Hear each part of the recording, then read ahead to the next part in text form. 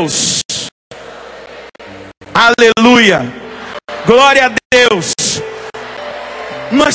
Pode aplaudir o Senhor, mas nós temos que proclamar essa verdade. Deus é esse sumo bem por excelência. E quando nós nos aliamos a Ele, nós só podemos fazer o bem. E nós só podemos provar para o mundo, mesmo que nós fiquemos diante da TV, vendo más notícias, mas nós seremos a boa notícia para esse mundo. Eu e você seremos a boa notícia. Nós proclamaremos que o bem existe com a nossa vida, com o nosso comportamento, com tudo aquilo que nós vivemos. Mas anda um pouquinho mais para frente aí na Bíblia, capítulo 4. Vamos fazer um passeio na história da salvação? Veja como nós somos vulneráveis. Versículo 1. O homem se uniu a Eva, sua mulher, e ela concebeu a luz e deu à luz a Caim, dizendo: ganhei um homem com a ajuda do Senhor. Tornou a dar à luz e teve Abel, irmão de Caim. Abel tornou-se pastor de ovelhas e Caim pôs-se a cultivar o solo. Aconteceu, tempos depois, que Caim apresentou ao Senhor frutos do solo como oferta. Abel, por sua vez, ofereceu os primeiros cordeirinhos e a gordura das ovelhas. E o Senhor olhou para Abel e sua oferta, mas não deu atenção a Caim com a sua oferta. Caim ficou irritado e com o rosto abatido. Veja, então o Senhor perguntou a Caim. Olha como que o Senhor sempre está tentando fazer de nós aliados dele, fazer com que nós não optemos pelo mal. O Senhor olhou para Caim e perguntou: por que andas irritado e com o rosto abatido? Não é verdade que se fizeres o bem, andarás de cabeça erguida? Diga para quem está do seu lado: não é verdade que se fizeres o bem, andarás de cabeça erguida? Veja, Deus não está dizendo que nós vamos ficar de nariz empinado, mas de cabeça erguida. Olha que palavra tremenda. Meu Deus, eu sou apaixonado pela palavra. Não é verdade que se fizeres o bem, andarás de cabeça erguida? E se fizeres o mal, não estará o pecado espreitando-te à porta. A ti vai o desejo, mas tu deves dominá-lo. Tem alguém aqui que não tem desejo? Tem alguém aqui que não é tentado pelo mal? A fazer o mal? A errar, a pecar? Tem alguém aqui que está imune? Se tiver, ô Imaculada Conceição, sobe aqui. Mas a começar de mim. Meu irmão, às vezes para eu vencer o mal com o bem, a minha carne treme. Você sabe o que é tremer assim? Se você pudesse ver. Porque às vezes a gente acha que viver PHN é coisa muito fácil. Às vezes a gente acha que viver a santidade é uma coisa muito fácil. Optar por Deus de uma maneira radical. Às vezes a gente acha que é muito fácil e não é. É martírio, é dor, é renúncia. Mas por algo maior. É renúncia por algo maior. Por aquilo que Deus está dizendo para Caim. Olha, você vai ficar de cabeça erguida se você fizer o bem. Mas se você se entregar ao pecado, você vai experimentar a tristeza, o abatimento, a angústia, a morte. O pecado estará te espreitando à porta, mas a ti vai o seu desejo, mas tu deves dominá-lo. Segura a mão do seu irmão. Gente do bem, balança a mão dele e diga: gente do bem, a ti vai o desejo. Balança a mão dele: a ti vai o desejo, mas tu deves dominá-lo. Libera essa palavra sobre a vida do seu irmão. A palavra é viva e eficaz. Diga para ele: Deus está dizendo a você: a ti vai o desejo, mas tu deves dominá-lo. Balança a mão e diga: aguenta firme. Você quer andar de cabeça erguida? Aguenta firme. Ou você quer andar como galinha, ciscando? A galinha não fica assim, dando bicada, comendo sujeira? Ou você quer ser uma águia, que vê as coisas do alto, que se purifica, que está sempre optando pelas coisas melhores, pelo melhor ar, o ar mais puro, o alimento mais gostoso, que satisfaz mais? Veja, Deus está dizendo, aquele que opta pelo bem, anda de cabeça erguida. Mas veja o que aconteceu com a cabeça dura do Caim. Caim disse a seu irmão Abel: vamos no campo passear, meu bem? Mas quando estavam no campo, Caim atirou-se sobre o seu irmão Abel e o matou. Deus tinha avisado. Olha aqui o manual. Quem está com o manual aí? Levanta. Está tudo aqui avisado. Está tudo escrito aqui como nós temos que fazer para andar de cabeça erguida, para optar pelo bem, para viver o bem, para fazer o bem. Está escrito aqui. Não tem como sair disso aqui. Não tem como achar que nós somos modernosos, modernex desse tempo, e nós temos que fazer a nossa vontade, o nosso querer, o que o mundo quer, ir atrás do que todo mundo diz. Caim, cabeça dura, ele jogou-se sobre o seu irmão Abel e o matou. E o Senhor perguntou a Caim: onde está o teu irmão Abel? Ele respondeu: não sei. Acaso eu sou o guarda do meu irmão? Que fizeste? Perguntou Deus.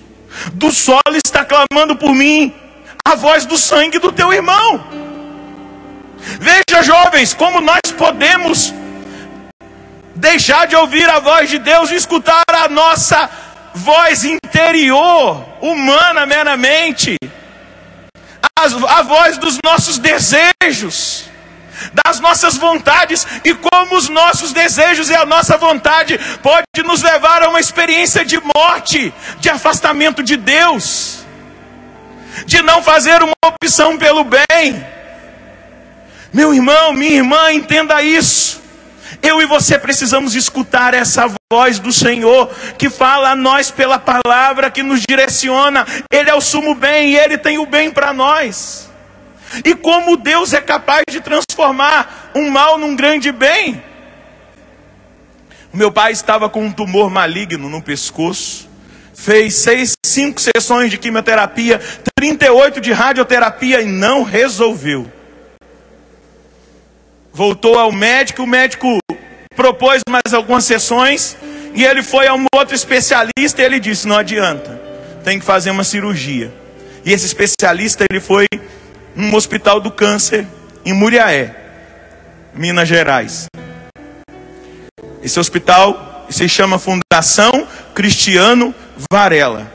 Inclusive meu pai está indo para lá agora para fazer a revisão da cirurgia, porque quinta-feira passada, não ontem, mas a anterior, eu estava com ele lá no hospital, quando ele fez a cirurgia para tirar aquele tumor.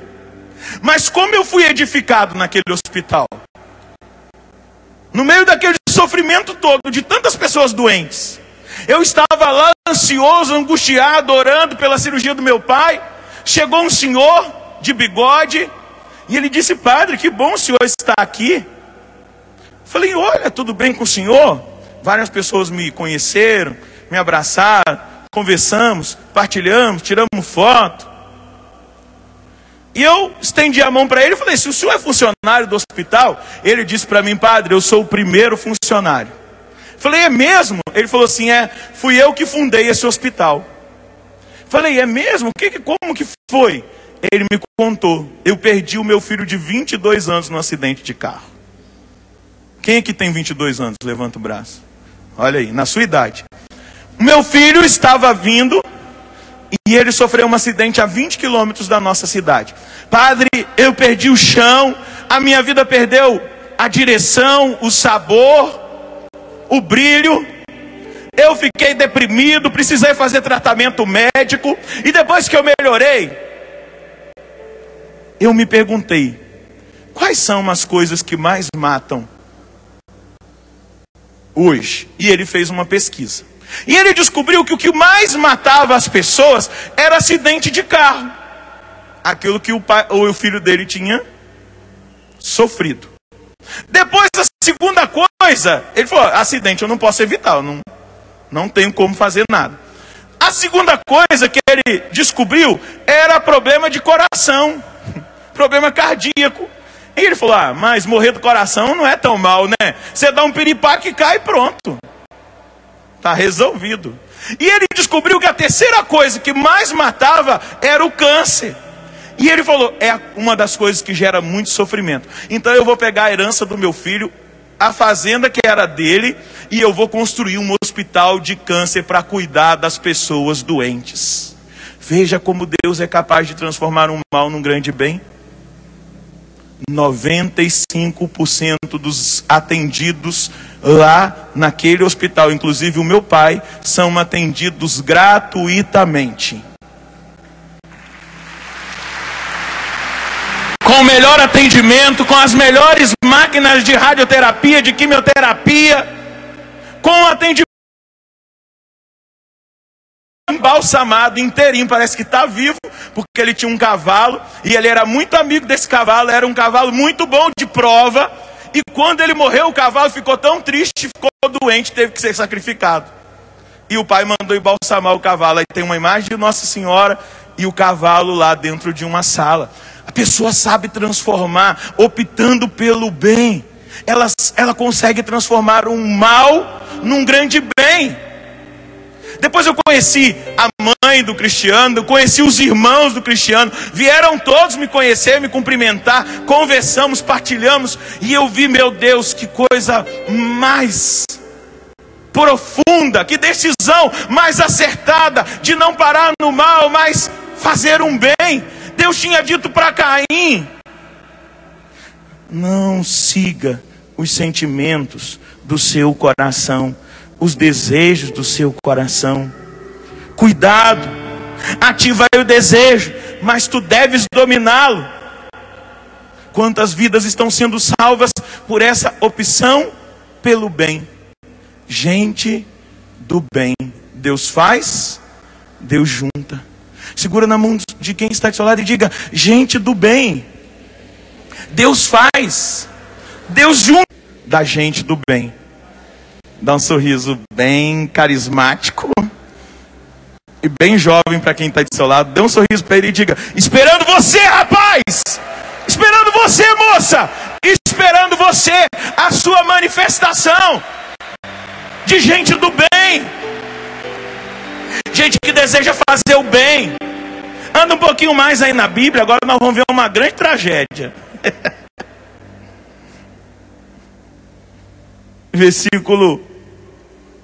Capítulo 18, versículo 16.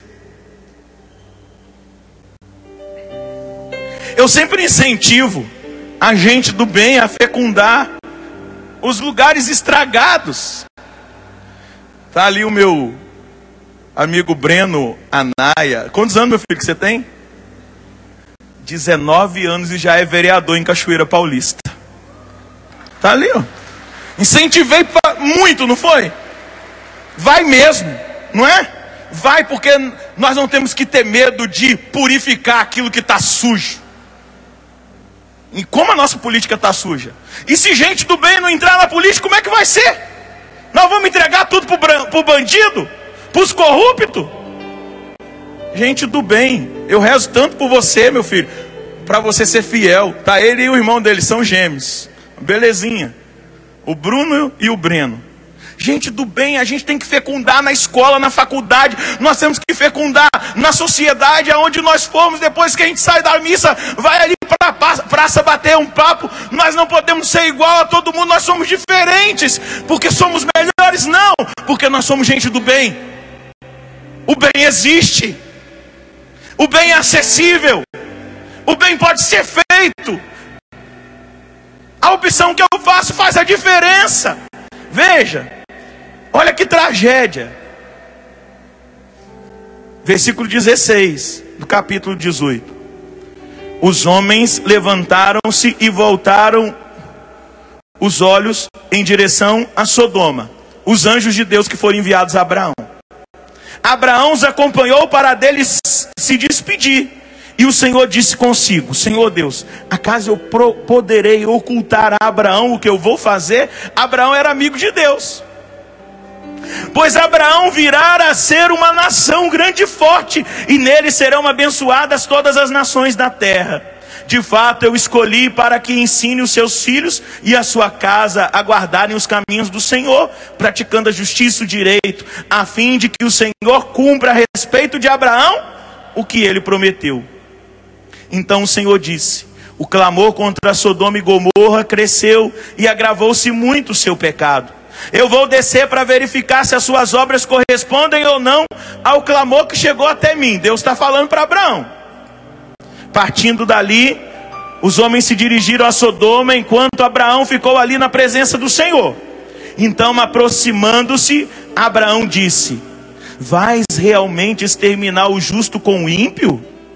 E se houvesse 50 justos naquela cidade, acaso os exterminarias? Não perdoarias o lugar por causa dos 50 justos que ali vivem? Veja, gente, Abraão não está só pedindo para Deus não destruir a cidade, não. Abraão está pedindo uma coisa absurda, porque Abraão, por ser amigo de Deus, ele conhece o coração de Deus. Ele sabe que Deus não quer fazer o mal, que Deus não quer destruir, que Deus não quer condenar. Abraão diz: se tiver 50 justos, o Senhor perdoa toda aquela cidade? Ele está pedindo perdão para todo mundo, para os pecadores, para os safados, para os sem vergonha. Você vai ver como é que eles eram sem vergonha, eu vou te mostrar. Se houvesse 50 justos na cidade, acaso os exterminaria? Não perdoarias o lugar por causa dos 50 justos que ali vivem? Longe de ti proceder assim, fazendo morrer o justo com o ímpio, como se o justo fosse igual ao ímpio. Longe de ti, o juiz de toda a terra não faria justiça. Olha que diálogo de amizade. E o Senhor respondeu: se eu encontrar em Sodoma 50 justos, eu os perdoarei por causa deles, eu perdoarei por causa deles a cidade inteira. Eu não perdoarei, eu não destruirei simplesmente, eu perdoarei por causa de 50 justos. Aí Abraão: e se tiver 45? Perdoarei. E se tiver 30? Perdoarei. E se tiver 20? Perdoarei. E se tiver 10? Perdoarei. Quanto mais descia o número, mais crescia a misericórdia de Deus por uma cidade. Só que, interessante, será por que Abraão para em 10? 9, 8, 7, 6, 5, 4, 3, 2, 1. Não, Abraão para em 10. Provavelmente porque 10 era o número do quórum para se ter uma oração pública. Então não tinha nenhum número para ter uma oração pública. Era o quórum, e até hoje o quórum é exigido pelos hebreus para que se faça uma oração pública na rua. Precisa ter pelo menos 10 para rezar. Então Abraão não conseguiu 10. Ele silenciou, mas ele mostrou o coração de Deus. Deus queria destruir aquelas duas cidades para que o pecado não se espalhasse. Mas se ele encontrasse um justo ali, ele perdoaria todo mundo, mas não encontrou ninguém. Não encontrou ninguém. E veja como que aquela cidade era pervertida. Vai ali olha aqui, no capítulo 19. Olha que coisa absurda. De tarde, versículo 1.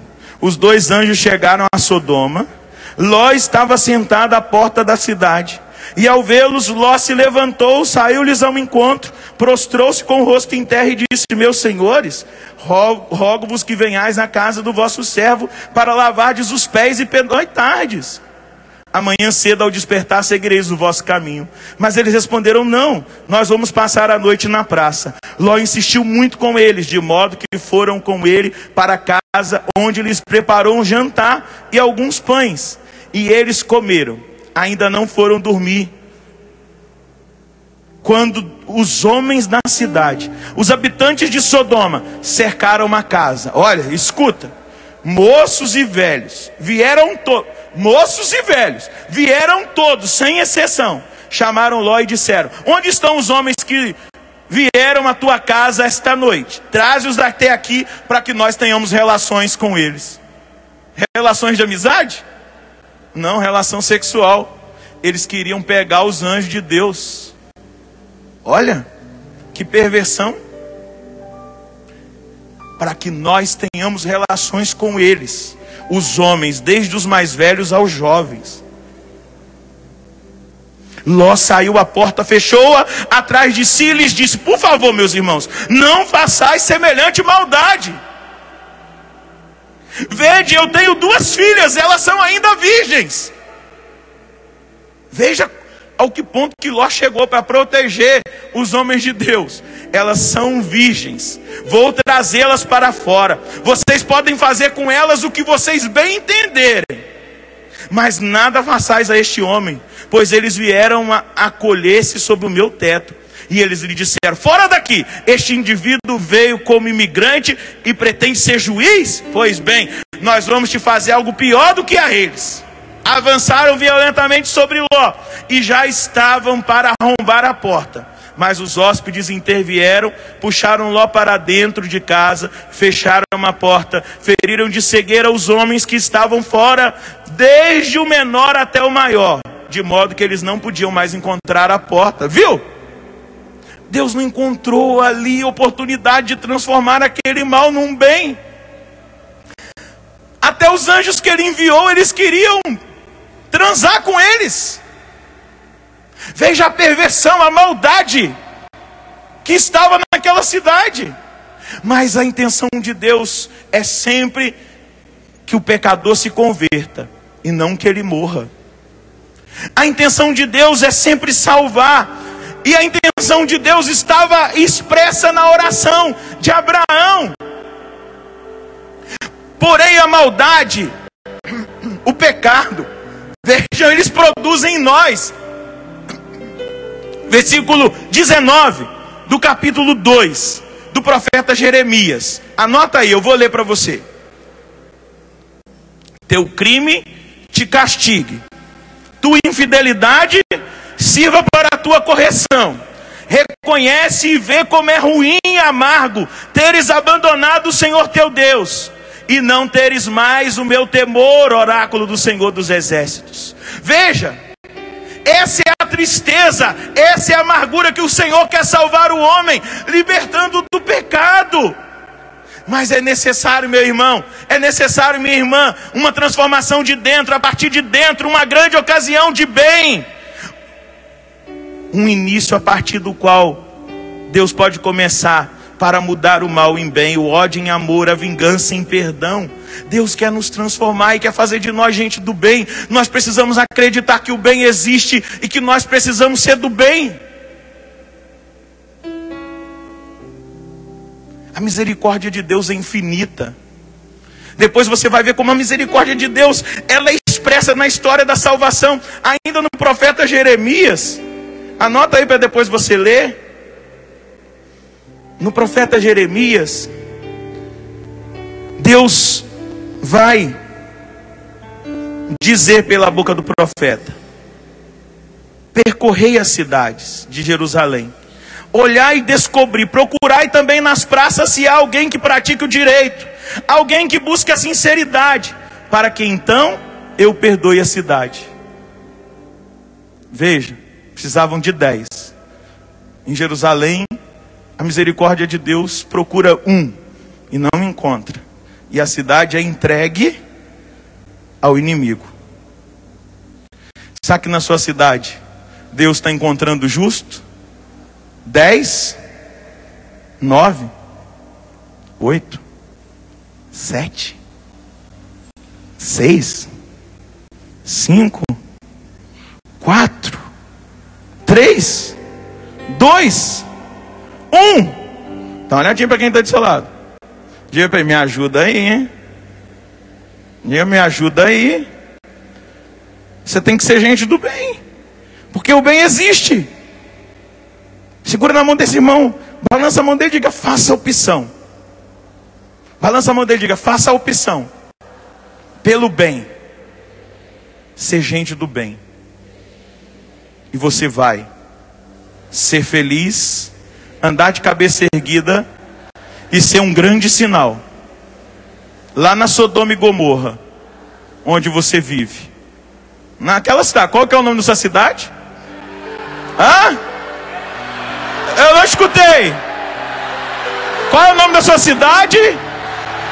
Lá Deus precisa encontrar pelo menos um justo para aquela cidade ser abençoada através de você.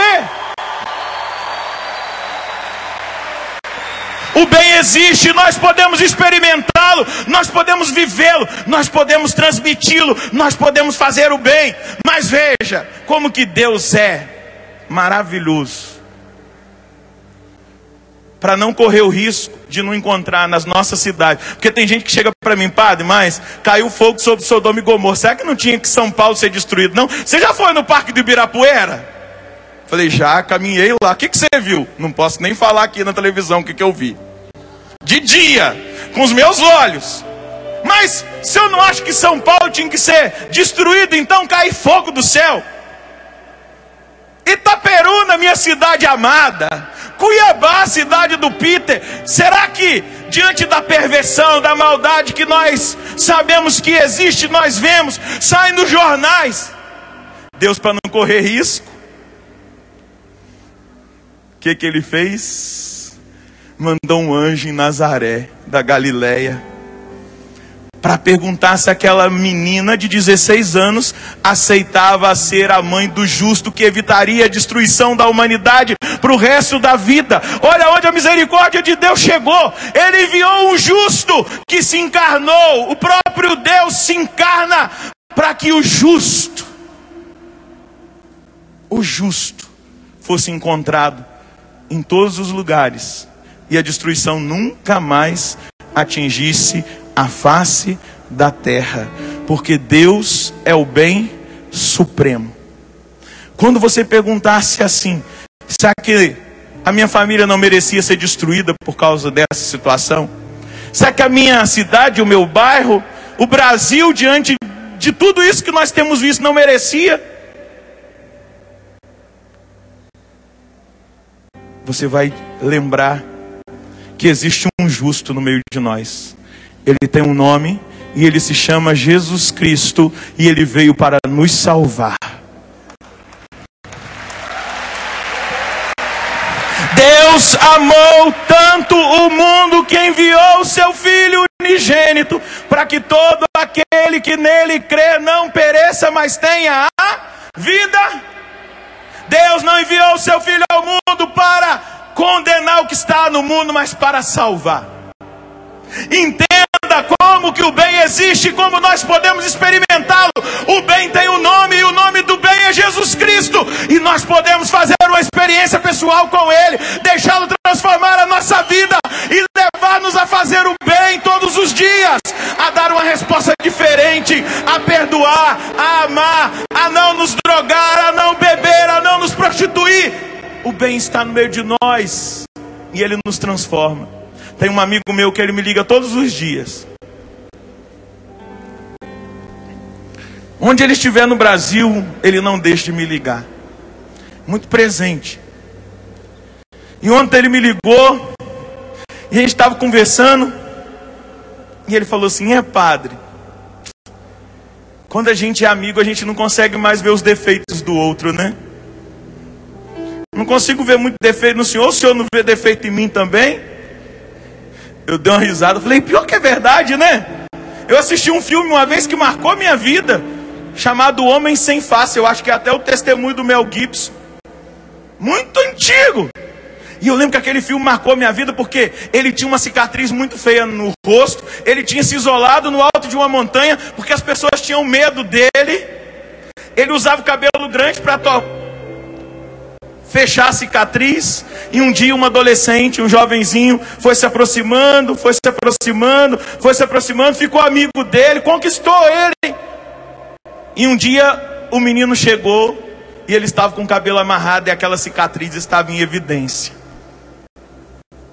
E ele falou assim: você não tem medo de mim? Ele falou assim: mas por quê? Porque todo mundo tem medo, mas tem medo de você por quê? Por causa da minha cicatriz. Mas aonde está a cicatriz que eu não estou vendo?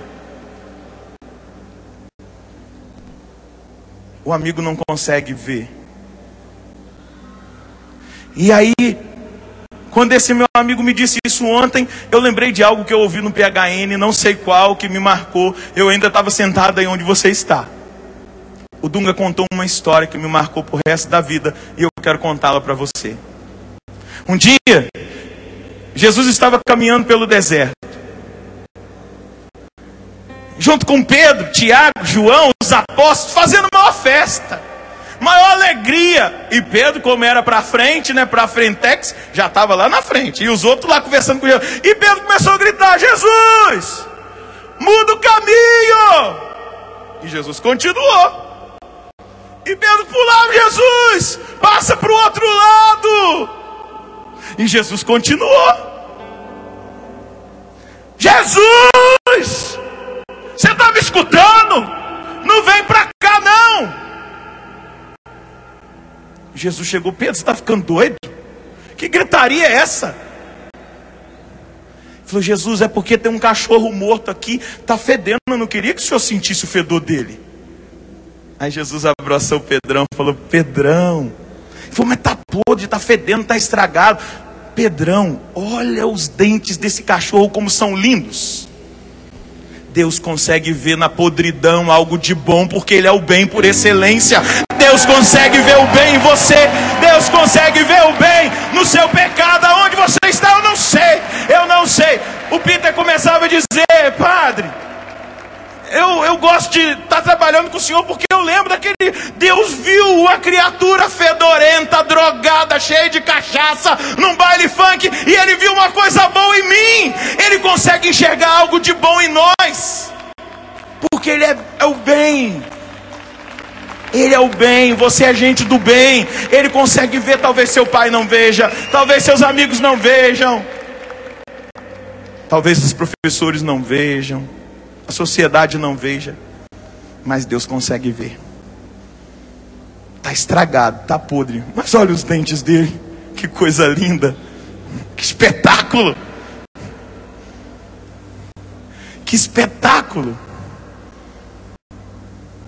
Deus é esse bom samaritano que cuida das nossas feridas, que nos dá uma nova chance, que nos transforma. Eu ainda lembro quando lá no discipulado, eu era diácono, eu estava acompanhando o Padre Jonas num tempo que ele ficou lá no discipulado do Peter. E eu lembro um dia que o Peter chegou e mostrou uma música que ele tinha composto para o Padre Jonas. E eu estava junto. E eu vi o Padre Jonas dizer para ele: meu filho, Deus vai fazer de você um grande compositor. O padre estava vendo algo que você não conseguia ver, porque o padre estava olhando com os olhos de Jesus. E olha, o que se transformou isso tudo? Olha que bênção. Quem é de Deus consegue ver o bem nas pessoas. Quem é de Deus não condena as pessoas. Meu Deus, eu lido com gente viciada em crack, com traficante, com assassino. Eu abraço, eu amo, eu acolho, porque eu aprendi. E eu quero terminar com essa frase, porque nós precisamos experimentar esse bem. Um autor, vai ficando de pé, chamado André Frossati. E ele vai dizer: Deus não sabe matemática. Deus só sabe contar até 1. E esse 1 és tu. Talvez amanhã vai ter uma grande multidão aqui, e você se sinta mais um. Não, você é único, porque Deus só sabe contar até 1. Você. Talvez na Jornada Mundial da Juventude, milhares de jovens, você se sinta: ah, eu sou mais um no meio da multidão. Não, você é único. Você é única. Deus não sabe matemática. Deus não é capitalista, nem socialista. Ele é Deus. E Ele só conhece até o número 1. Qual é o seu nome? Você. Talvez podre, fedorenta, Ele está dizendo: mas Padre Roger, olha que dentes lindos. Segura na mão de quem está aí do seu lado. Deus, o que você vai cantar, meu filho? Cantar o Espírito Santo de novo. É? Levanta a mão do seu irmão. Feche os seus olhos. E vai dizendo agora com a sua voz: a nós, com o nome de Espírito Santo, como a terceira pessoa da Santíssima Trindade, que vem nos encontrar, que vem nos purificar, consegue enxergar. Deus vai além, Ele olha, Ele enxerga, Ele acredita. Senhor, eu quero experimentar a sua presença, eu quero ter um encontro pessoal contigo nessa hora, por meio do seu Espírito, na força do seu Espírito. Age, Senhor, nessa hora na minha vida, age nessa hora no meu coração, age nessa hora na minha história. Senhor, eu sei que o Senhor consegue encontrar as coisas boas em mim. Eu sei que o Senhor pode fazer acontecer esse bem na minha vida. Eu sei que o Senhor pode fazer de mim um instrumento do bem. Vem com teu Espírito Santo. Ergue a mão do seu irmão agora e peça: vem, Espírito Santo. Vai pedindo junto com ele. Vem, Espírito Santo. Vem, fogo abrasador. Vem, fogo suave, brisa suave. Vem agora queimar, destruir o mal, e que possa nascer cada vez mais na minha vida, através de mim, através do meu irmão, da minha irmã, esse bem, essa experiência com esse bem, essa experiência com essa força transformadora. O bem é muito mais forte do que o mal, Senhor, e nós queremos ser esse instrumento de transformação, de bem, de vida, de salvação. Age, Senhor, na nossa vida, na nossa história. Age, Senhor, transforma, Senhor, liberta, Senhor, muda, Senhor. Faz aquilo que o Senhor enxerga de bom se evidenciar na nossa vida. Senhor, dá-nos a graça de vencer os nossos desejos. Dá-nos a graça de vencer os nossos desejos para tomar a decisão certa. Realiza em nós, Senhor, essa obra. Realiza em nós essa obra. Nós temos a garantia da salvação. O Senhor se encarnou no seio da Virgem Maria. O Senhor é o justo que o Pai procurava no meio de nós e não conseguia encontrar. Obrigado porque o Senhor Jesus atrai para nós essa salvação, esse olhar de bondade, de purificação, de transformação. E vai orando agora no Espírito, solta a sua voz. Esse lugar se transforme numa manifestação do fogo purificador de Deus, do fogo do Espírito Santo que faz o ouro ser purificado, a prata ser purificada. São Miguel Arcanjo, defendei-nos no combate, sede nosso refúgio contra as maldades e as ciladas do demônio. Ordena-lhe Deus, instantemente o pedimos.